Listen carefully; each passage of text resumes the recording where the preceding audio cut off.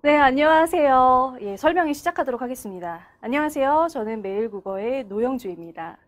오늘 진행할 설명에는 예고드린 것처럼 2015 개정 교육과정과 우리 아이들의 학습 현황, 그리고 어떻게 학습을 진행을 해야 하는지에 대한 입시 전략 같이 안내를 드리고자 합니다.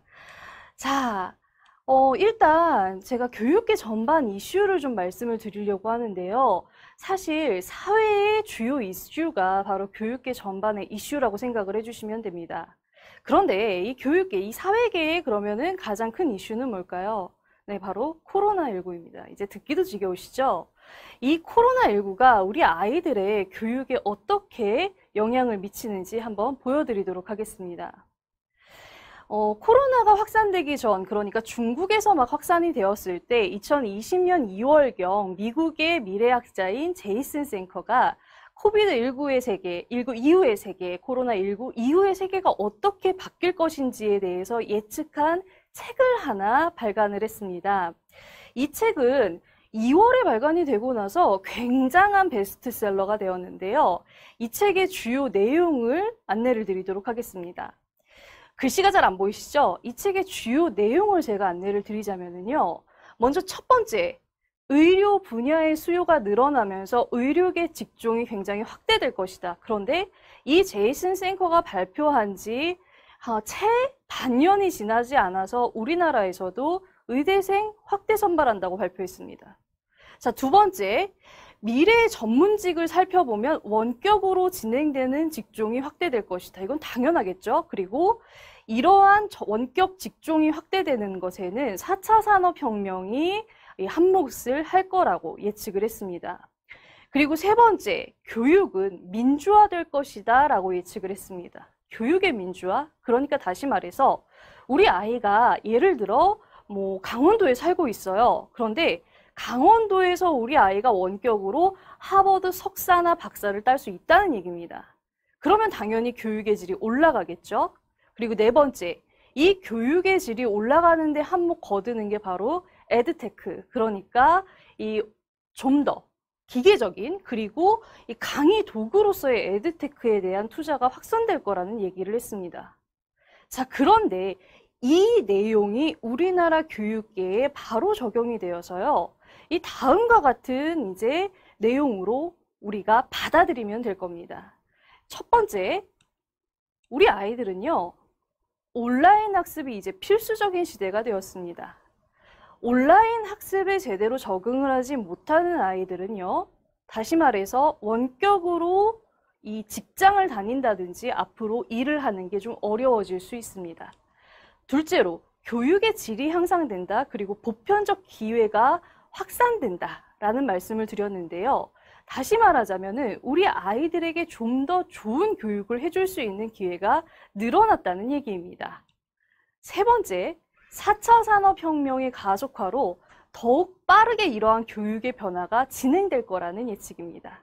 그러니까 사실 우리 어머님들께서는요, 예전에 20년 전에 어머님들께서 학교 다니던 시절을 생각하시면 따라잡을 수 없는 그런 시대가 되었습니다. 자, 방금 전에요, 제가 교육의 보편화가 될 것이다, 교육의 질이 확대될 것이다 라고 말씀드렸습니다. 그런데 이 코로나19가 사실은요, 우리 아이들의 생존권과 건강할 권리를 지금 앗아가고 있는 거거든요. 그게 더 중요합니까? 교육을 받을 권리가 더 중요합니까? 사실은 생존권과 건강할 권리가 더 중요하겠죠. 그렇지만 이 생존권에 의해서 교육을 받을 권리조차도 위협당하고 있습니다. 생존을 하는데 살아야 되잖아요. 살려면 더 잘 살아야 되잖아요.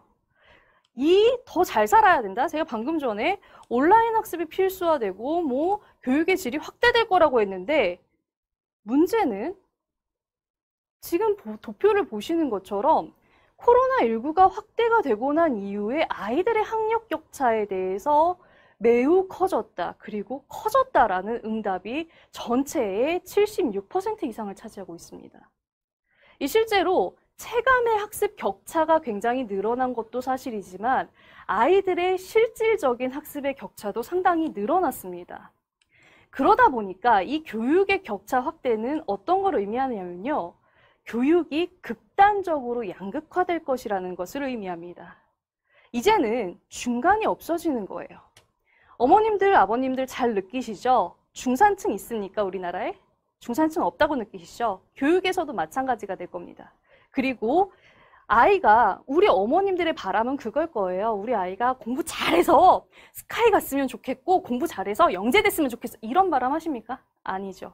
그게 아니라 건강하게 평범하게 잘 살아줬으면 좋겠다라고 생각을 하시는데 평범하게가 어려워집니다. 평범하게 살려면 남들보다 더 노력하고 준비를 해야 됩니다.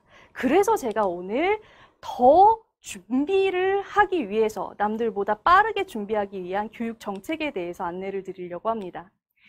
자, 설명의 초반에 제가 잠깐 소통을 하면서 어머님들께 2015 개정 교육과정에 대해서 예습을 할 수 있는 시간을 좀 드렸어요. 이 개정 교육과정이 어떻게 바뀌느냐에 대해서 지금 안내를 드릴 텐데요. 일단 첫 번째, 초등부부터 안내를 드리겠습니다. 자, 초등부에 보시면은요, 안전한 생활이 신설이 되었다, 이런 것들도 있고요. 좀 중요한 걸 말씀을 드리자면은요. 네. 초등학교 교육과정에서 누리과정의 연계가 강화되면서 한글 교육이 강화됐습니다. 그리고 교과서가 흥미롭고 재미있는 질 높은 교과서를 개발하자라고 되었습니다. 자, 이게 어떻게 아이들의 학습에 영향을 미치는지 보여드리자면요. 유치부 때 한글, 기역, 니은, 디귿을 배운 아이들이요. 초등학교 가서 가나다라를 배웁니다. 그런데 가나다라를 배우면서 아이들이 이때 이미 학력 격차가 벌어졌다면 그때부터 사실은 초등학교 1학년부터 아이들이 학력 격차가 벌어지는 걸 의미를 하는 거고요. 두 번째, 교과서의 질을 좀 더 높이자라는 의도에서 어떤 정책이 발표가 됐냐면요. 디지털 교과서가 보급이 됐고 또 멀티미디어 교육 환경을 제공하게 되었습니다. 그리고 재미있는 교과서를 만들게 되었는데요. 실제 그 현황을 잠깐 보여드리자면요. 지금 보시는 게 우리 아이들의 초등부 최근 교육의 환경입니다. 자, 초등부학교 가서 보시면은 지금 보시는 것처럼 이렇게 화면이 있고요. 멀티미디어 환경에서 아이들이 그 화면을 보면서 학습을 하도록 구성이 되어 있습니다. 그리고 두 번째, 디지털 교과서 보급이 확대가 되면서 만약에 올해 이런 코로나 확산이나 위험이 없었다면요, 정상적인 상황이었다면 세종시의 모든 초등학교는 디지털 교과서로 전부 다 바뀔 예정이었습니다. 그런데 이게 조금 늦춰졌고요. 세 번째로요, 아이들의 교과서가 아주 재미있게 바뀌었습니다. 이 재미있게 바뀐 내용을 보여드리자면요, 지금 보시는 건 초등학교 3학년, 4학년 아이들의 과학교과서입니다. 보시면 아시는 것처럼 그림, 사진이 굉장히 많아졌습니다. 그림, 사진이 많아지는 대신 글씨가 사라졌습니다. 네, 글씨가 사라져서요.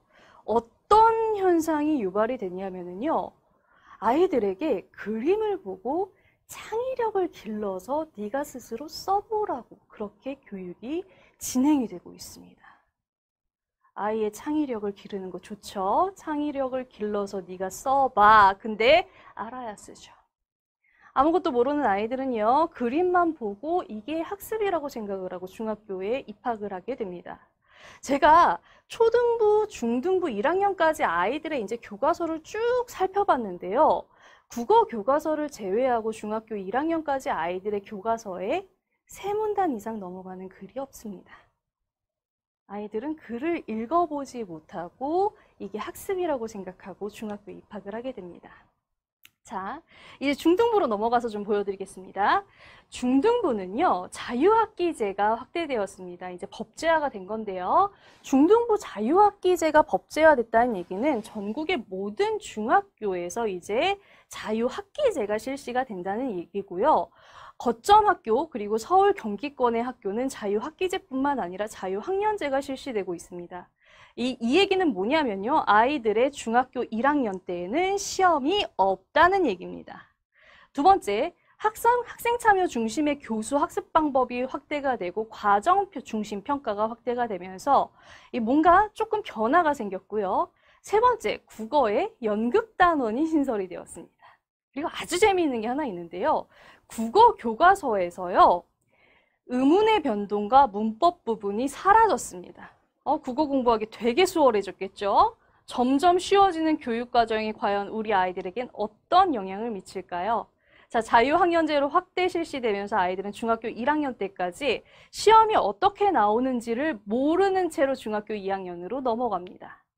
두 번째, 이 학생 참여 중심의 교수 학습 방법이 실시가 되고 과정 중심 평가가 확대가 되면서 중학교 전 학년 내내 아이들의 수행 평가 비중이 증대가 됩니다. 그리고 세 번째로요.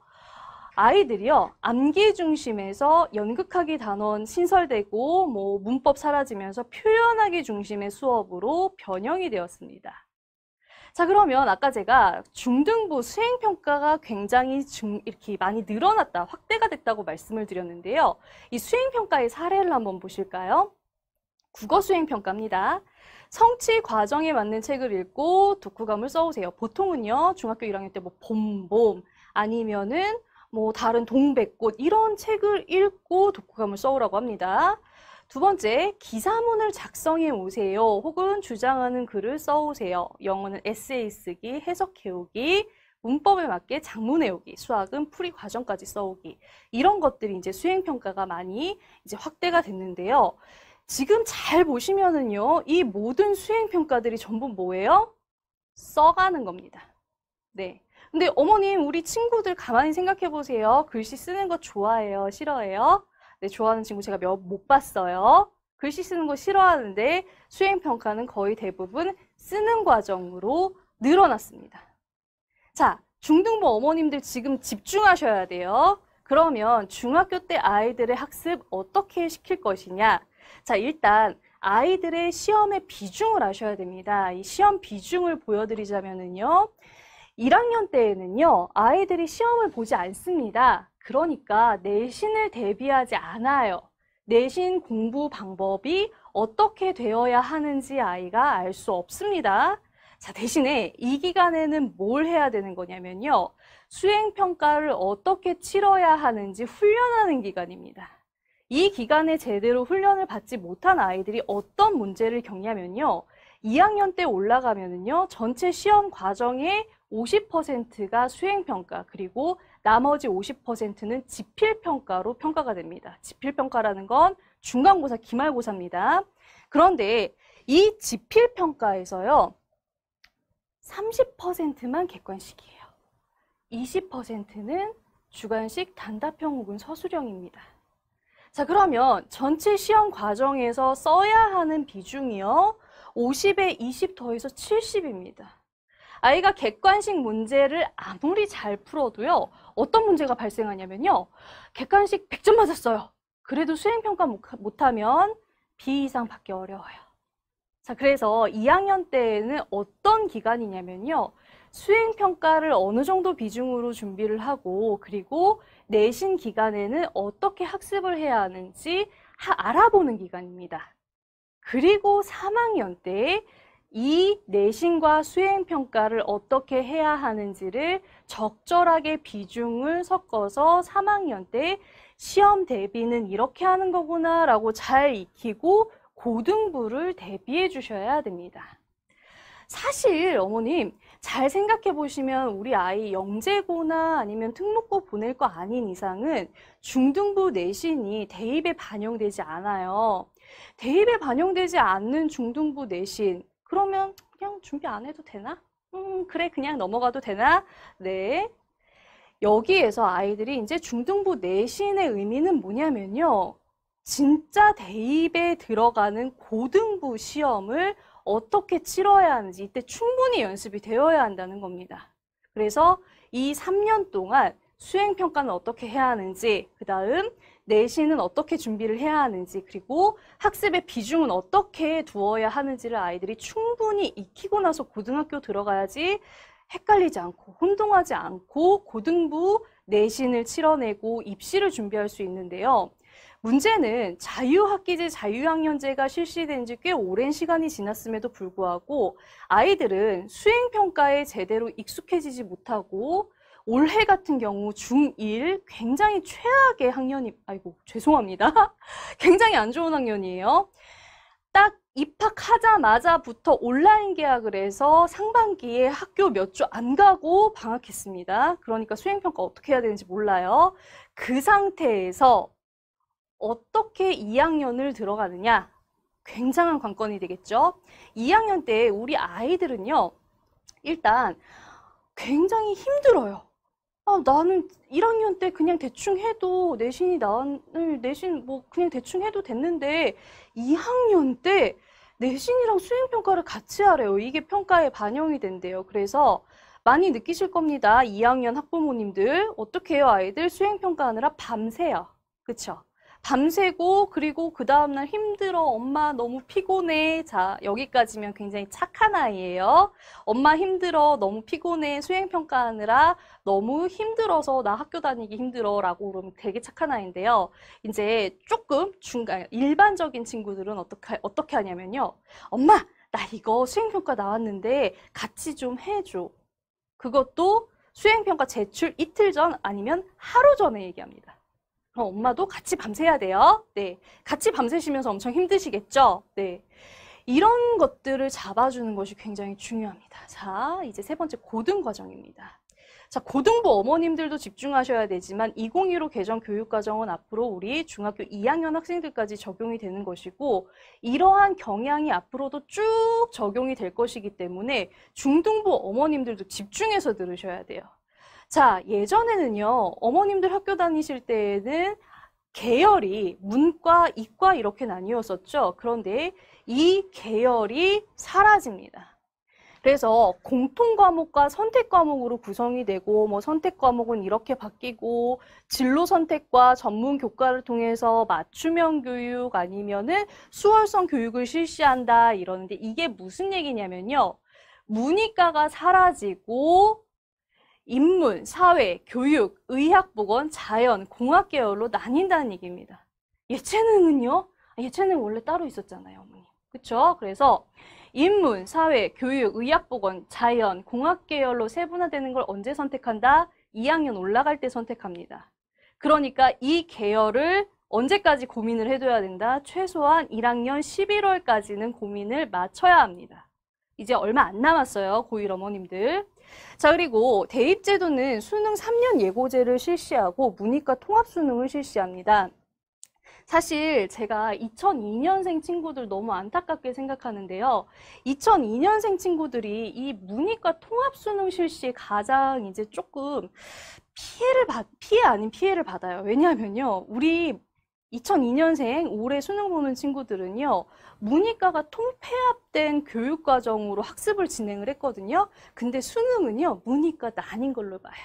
그리고 내년부터 수능이 문이과 통폐합된 걸로 실시가 됩니다.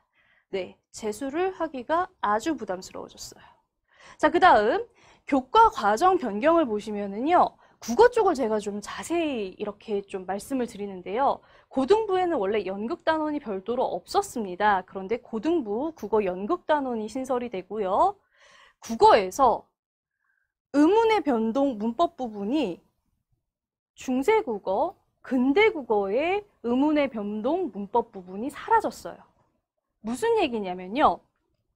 우리 부모님들 중학교 때, 고등학교 때 혹시 기억나십니까? 나란 말싸미 중국에 달아 문자서로 삼았지 아니할세. 네, 세종어제 훈민정음.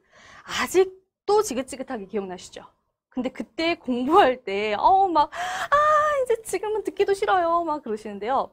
지금은 이 과정을 아이들이 겪지 않습니다. 그러니까, 의문의 변동이나 아니면 중세국어 문법 부분이 사라지다 보니까요, 아이들이요, 굉장히 공부하기가 수월해졌어요. 그래서 문법의 변별력이 사라지게 됩니다. 자, 이건요, 달리 얘기하면 국어 공부가 수월해졌다는 얘기지만 바꿔서 얘기하면은 아이들이 변별력이 사라졌다? 그러니까 다른 데서 변별을 해야 된다는 얘기입니다. 그리고 대입제도에서는 학생부, 그리고 이제 학생부 전형이라는 것은 일반적으로 우리가 얘기하는 수시입니다. 그래서 수시와 수능으로 크게 이분화가 되고요. 이 이분화되는 과정 중에 논술 전형이 점점 축소가 돼요. 사실은요, 어머님, 서울의 주요 대학들은요, 끝까지 논술 전형을 폐지하지 않았습니다. 왜냐하면요, 논술 전형으로 입학한 친구들의 학습 능력이 월등하게 좋았어요. 그 얘기는 뭐냐면 글을 쓸 줄 아는 친구들이 훨씬 더 학습을 잘한다는 얘기입니다. 그런데 이 논술 전형을 갑자기 왜 폐지, 축소할까요?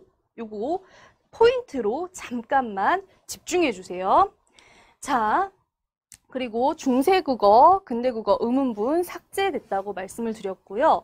사회과학, 문이과가 통합되면서 사회과학은 통합학습을 진행을 하게 되었습니다. 자, 2015 개정 교육과정에 의해서요, 우리 친구들의 이제 입시 비중을 좀 말씀을 드리자면요, 글씨가 좀 작게 보이긴 하는데요. 2020학년도에는 수시의 비중이 대략 한 67% 됐고요. 그 다음에 정시의 비중이 23% 정도 됐습니다. 그런데 올해 학교를 간 친구들은요, 수시의 비중 67%에서 조금 더 늘었어요. 그리고 정시가 살짝 줄었거든요. 근데 이건 어쩔 수 없었어요. 왜요? 수능 3년 예고제잖아요.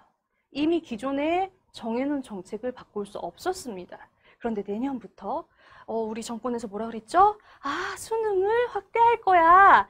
그래서 수능 전형이 확대가 됩니다. 그러면서 논술 비중이 축소가 돼요. 자, 논술 비중이 축소가 되면 그럼 정말 우수한 아이들은 어떻게 선발을 한다는 얘기지? 자, 여기 포인트인데요. 교육부에서 얼마 전에 논문 하나가 발표가 됐습니다. 장문의 계량적 평가 모델이 이제 연구가 논문으로 발표가 됐고요. 이 장문의 계량적 평가라는 건 뭐냐면요. 바꿔서 얘기하면요. 글을 쓴 걸 기계적으로 읽어서 이걸 자동으로 평가하는 시스템이 만들어졌다는 얘기입니다. 이게 실제로 이제 특허 출원 앞두고 있고요. 그리고 이 연구의 알고리즘은 이미 발표가 됐습니다. 그러면 어떻게 할까요? 네, 당연하죠. 수능에 글을 쓰는 과정이 포함될 겁니다. 실제로요. 작년 2019년 하반기에 EBS 뉴스에서 발표된 걸로 그리고 교육부에서 발표를 했었는데요.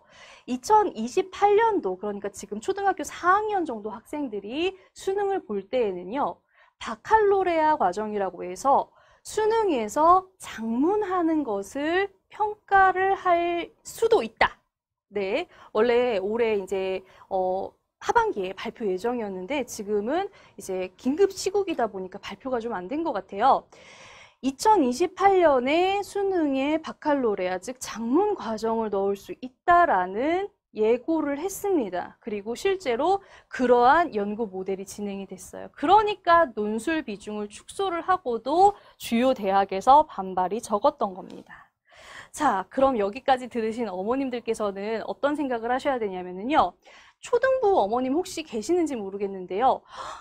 글을 읽히기만 했는데 이제 뭐 해야 되겠다? 쓰게 만들어야 되겠다.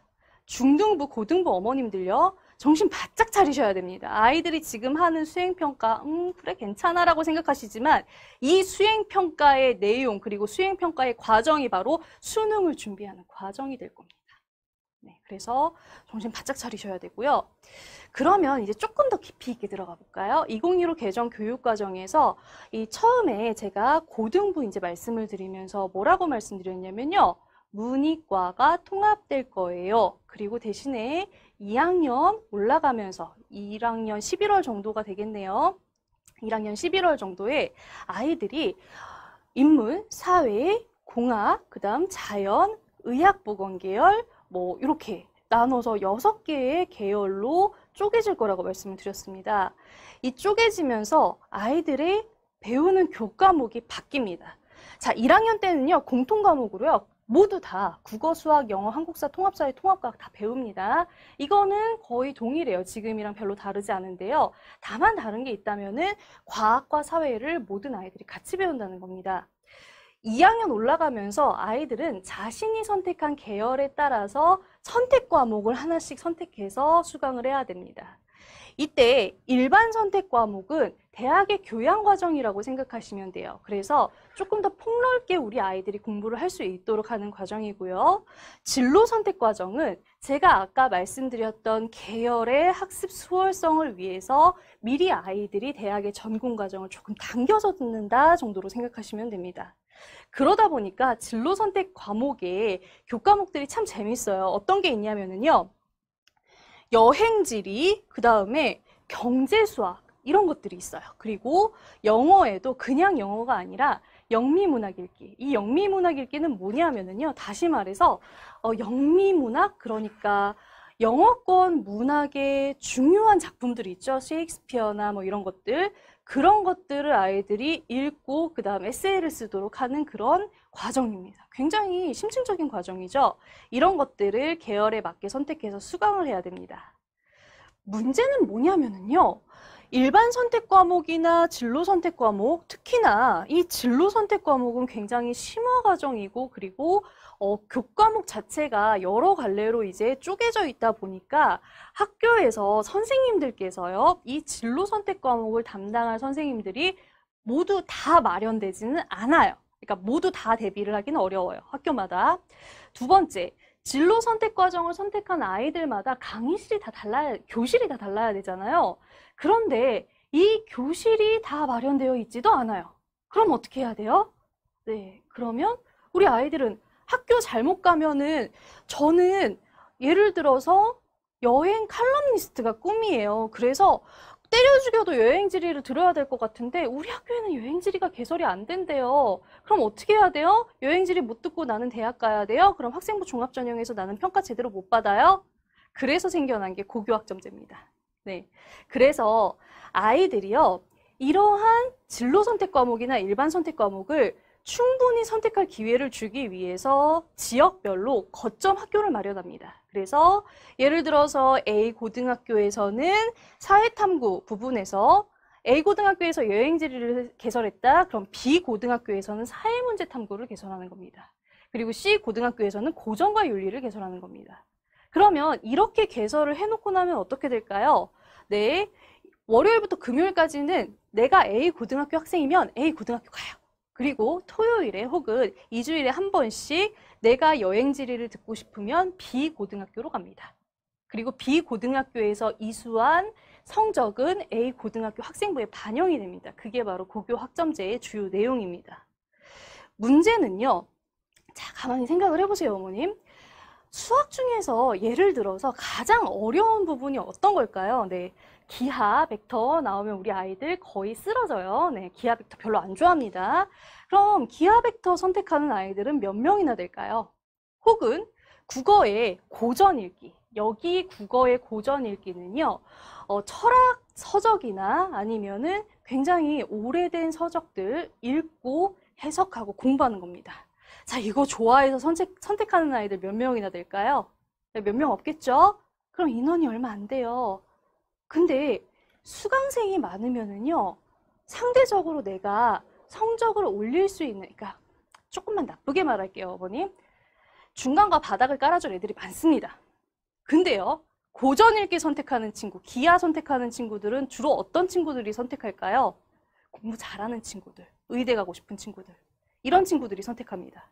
나는 내 진로 때문에 고전 읽기를 선택하고 싶은데 여기에 애들이 너무 공부를 잘해요. 상대적으로 내가 너무 밀려요. 나는 진로 때문에 선택했는데. 이게 얼마나 불합리한 그런 구조입니까? 그래서 성적을 매기는 방법이 일반 선택 과목과 진로 선택 과목이 조금 다릅니다. 예를 들어서 일반 선택 과목은 5단계 평가를 한다면 진로 선택 과목은 3단계 평가를 합니다. 제가 이거를 조금 더 쉽게 말씀을 드릴게요. 자, 일반 선택, 영어에서 일반 선택 과목인 영어 회화를 아이가 듣는다면은 전체 수강생이 뭐 예를 들어서 한 500명 된다 그러면은요, 이 500명 중에서 내가 1등급을 받기 위해선 4% 안에 들어야 됩니다. 자, 500명의 4%면 몇 명이죠? 5, 4, 20? 네, 20등 안에 들어야 돼요. 그러니까 20등 안에만 들면은 1등급을 받을 수 있지만 바꿔서 얘기하면 11%, 55등만 넘어가도요, 2등급이에요. 넘어가면 3등급이에요. 55등까지가 2등급, 넘어가면 3등급입니다. 23%까지 가면은요, 우리 아이 4등급이에요. 되게 떨리죠? 자, 이렇게 등급을 매기는 이 과정이요, 진로 선택 과목에서는 A, B, C 이렇게 성취 과정으로 바뀝니다. 그래서 예를 들어서 아이 전체 수강생 수가 50명이라고 칠게요. 진로 선택 과목은 좀 적게 선택을 할 테니까요. 영미문학 읽기라는 진로 선택 과정을 예를 들어 50명이 수강을 했다면 1등급 안에 들기 위해서는 2등 안에 들어야 됩니다. 엄청나죠? 그리고 2등급 받기 위해서는 5등 안에 들어야 돼요. 말도 안 되죠? 그러니까 이걸 성취 과정으로 A, B, C로 나눠서 평가를 해요. 그래서 대략 한 30% 정도까지는 A등급을 줘요. 그리고 그 하위 누적 30.9%, 그러니까 누적해서 대략 63.3%까지는 B등급을 줍니다. 자, 50명이 60%면은요, 30등까지예요. 30등까지 B등급을 주는데요. B등급까지는 서울 상위 20개 대학을 입학하는데 아무런 성적 제한이 없습니다. 학생부 종합전형 내신 대비하기 엄청 쉽겠죠. 그렇게 아이들이 교과목을 선택하는 데 대한 불합리함이나 아니면은 조금 뭐랄까요, 어려운 점을 과감히 축소를 해준 게 이번 개정 교육과정의 핵심입니다. 자, 그러면 이번 개정 교육과정에서요, 가장 중요한 건 뭐냐면요, 우리 아이가 어떤 계열의 과목을 선택하느냐, 이건 1학년 때까지, 1학년 11월까지 정해야 된다고 말씀을 드렸어요. 자, 그 다음 2학년으로 넘어가면서부터는요, 일반 선택 과목과 진로 선택 과목을 얼마나 잘 전략적으로 선택하느냐가 관건입니다. 자, 그러면 이 전략적으로 선택하느냐, 얼마나 전략적으로 선택하느냐에 따라서 학생부 종합전형에서는 이 아이가 그 진로 계열에 얼마나 열정적이고 관심이 있는지를 평가를 하게 됩니다. 자, 그래서 제가 이제 몇 가지 좀 사례를 가지고 왔는데요. 보통교과 선택, 과목 선택 요령입니다. 보통교과는 아까 말씀드렸던 일반 선택 과목이에요. 예를 들어 우리 아이가 인문이나 사회계열을 선택했다 그러면은요, 뭐 희망 전공이 통계학일 수도 있고 경제학일 수도 있습니다. 자, 이럴 때 인문사회 계열이라고 해서 나는 경제를 전공할 거니까 글쎄 뭘 해야 되나? 수학 뭘 해야 되지? 고민하지 마시고 미적분 선택하시면 좋아요. 자, 지금 제가 보여드리는 것 서울특별시 교육청 교육연구정보원의 이 공식적인 발표입니다. 자, 그 다음에 자연 계열의 경우에 내가 천문학을 전공하고 싶어 그럴 때에는요, 추천 과목은 과학에서 물, 화, 생지 어떤 거 선택해도 관계없다는 얘기예요. 근데 진로에 따른 진로 선택 과목은 조금 달라집니다. 예를 들어서 상경 계열이다. 상경 계열의 대표적인 게 경제 경영이죠. 경제 경영을 선택해서 내가 전공을 하고 싶어요. 그럴 때에는요, 보통 어머님들께서 그러면은 경제 수학 봐야 되겠다. 그치? 그러면은 공부 잘하는 애들 기하 봐야 된다. 그러니까 기하 봐야 되겠다. 아니에요. 그냥 수학 과목이 교과 과정 중에서 충분히 선택될 수 있도록만 해주시면 됩니다. 그래서 모든 이제 교과 과목을 통틀어서 수학을 좀 많이 선택하시는 게 좋아요. 그리고 또 하나, 사회 과목에서는요, 경제학 전공할 거니까 너는 경제 봐야 되겠다. 경제나 이런 것만 봐야지. 아닙니다.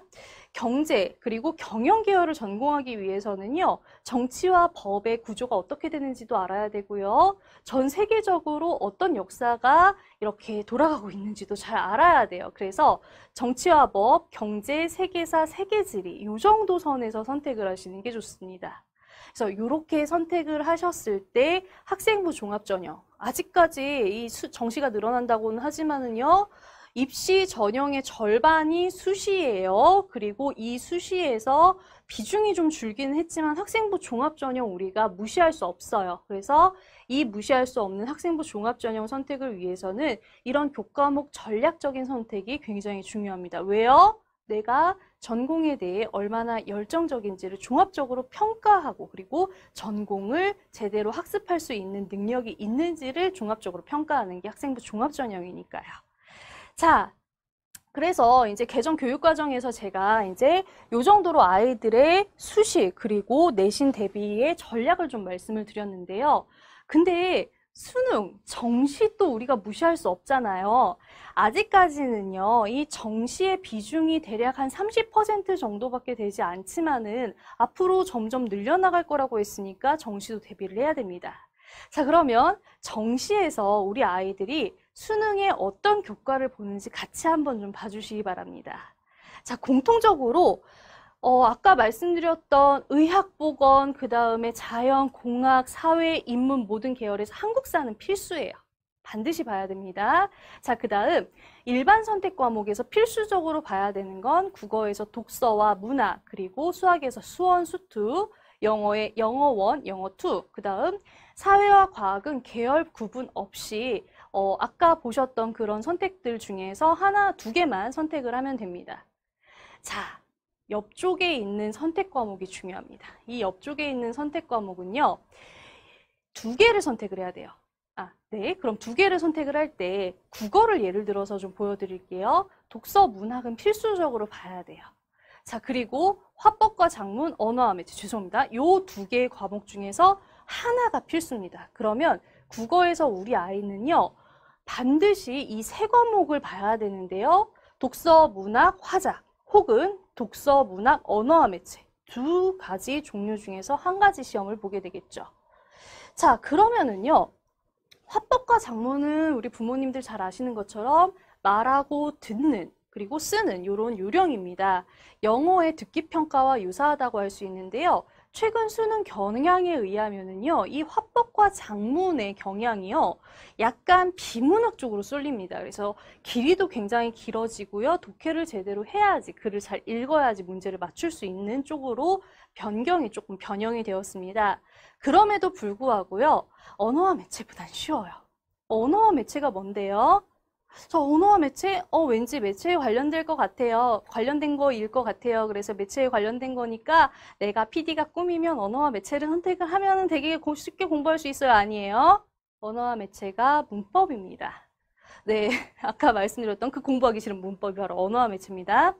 그래서 언어와 매체를 선택을 하게 되는 경우에는요, 점수에서 조금 불리하게 될 수 있으니까 조심하셔야 돼요. 자, 그러면 우리 바꿔서 얘기를 해볼까요? 국어에서 독서와 문학은 어쩔 수 없이 봐야 되는 거예요. 그럼 많은 친구들이 선택해서 화법과 작문, 언어와 매체 두 개 중에서 하나만 선택을 하겠죠? 두 개 중에서 저라면 이 등급을 위해서 화작을 선택을 할 것 같아요. 그럼 화작 선택했습니다.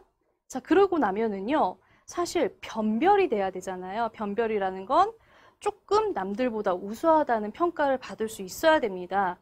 그런데 문학은 EBS 연계율이 작년까지 70%였어요.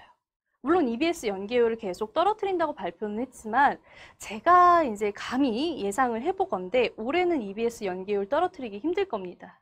왜요? 온라인 계약을 하면서 우리 아이들의 학습 뭘로 해요? EBS와 그 자료로 했죠.